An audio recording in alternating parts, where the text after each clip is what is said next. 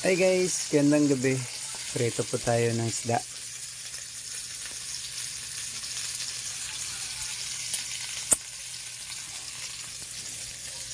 Hindi ko pinagana yung blower namin kay mahina ang battery ng solar. Kaya uling lang muna. Sa ilaw na yan, solar light, nabudol lang ako dyan. Nung sa picture at saka doon sa video malaki. Malaki pa sa kamay. Tapos yung dumating, ang liit lang pala. Ganyan lang kalaki.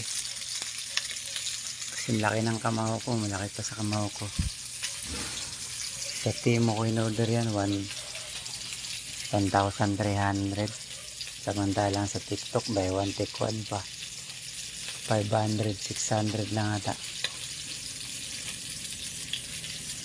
Kaya di kaasar ko nung dumating eh. Ito ata siya. Timo. Timo.